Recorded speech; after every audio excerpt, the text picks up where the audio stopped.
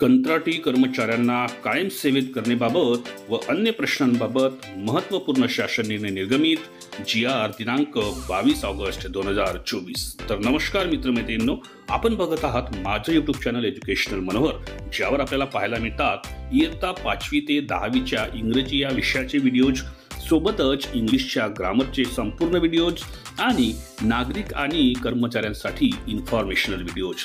तर आजच्या व्हिडिओचा आपला विषय आहे की कंत्राटी जे कर्मचारी आहेत त्यांना सेवेत कायम करण्याबाबत आणि त्यांच्या अन्य प्रश्नांबाबत एक महत्त्वपूर्ण शासन निर्णय दिनांक 22 ऑगस्ट 2024 रोजी निर्गमित करण्यात आलेला आहे आणि याबद्दलची सविस्तर माहिती आजच्या व्हिडिओमध्ये आपण बघणार आहोत। तत्पूर्वी हे चॅनल एज्युकेशनल मनोहर यावर आपण नवीन असाल तर हे चॅनल आपण सबस्क्राइब करायला विसरू नका आणि हा व्हिडिओ बघितल्यानंतर जास्तीत जास्त शासकीय कर्मचारी किंवा कंत्राटी कर्मचाऱ्यांना आपण शेअर करायलाही विसरू नका।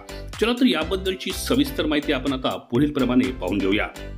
तर राज्य शासन सेवेतील समग्र शिक्षा योजना अंतर्गत करार पद्धतीने कार्यरत असणाऱ्या कर्मचाऱ्यांच्या प्रश्नांसंदर्भात शिफारशी करण्यासाठी समितीचे गठन करण्याबाबत राज्य शासनाच्या शालेय शिक्षण व क्रीडा विभागाकडून दिनांक 22 ऑगस्ट 2024 रोजी अत्यंत महत्त्वपूर्ण असा शासन निर्णय निर्गमित करण्यात आलेला आहे।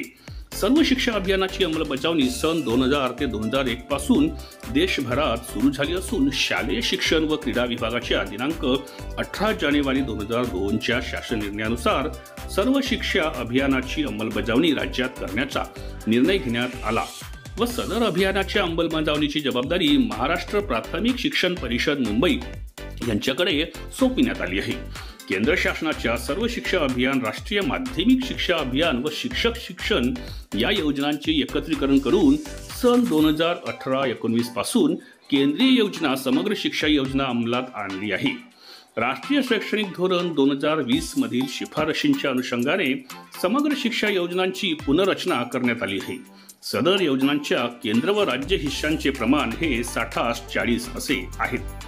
सदर समग्र शिक्षा योजना अंतर्गत कार्यरत असणाऱ्या करार कर्मचाऱ्यांच्या विविध प्रश्नांबाबत शासनास शिफारशी करण्यासाठी राज्य प्रकल्प संचालक समग्र शिक्षा महाराष्ट्र प्राथमिक शिक्षण परिषद मुंबई यांच्या अध्यक्षतेखाली 10 सदस्यीय समितीचे गठन करण्यात आलेले आहे।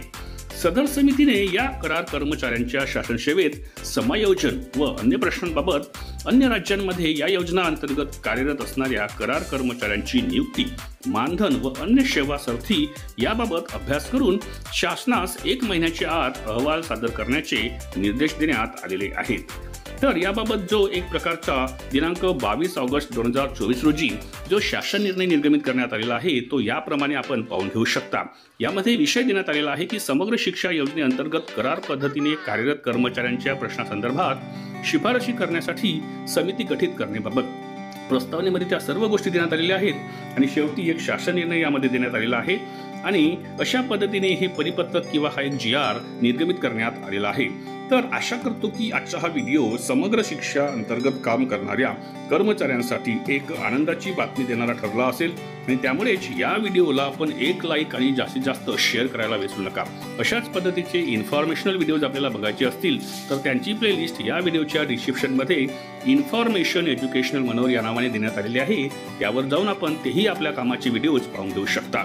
अशाच एका व्हिडिओमध्ये पुन्हा एकदा मी आपले भेट घेणार आहे। तोपर्यंत माझ्या सर्व कर्मचारी बंधू भगिनींना माझा नमस्कार।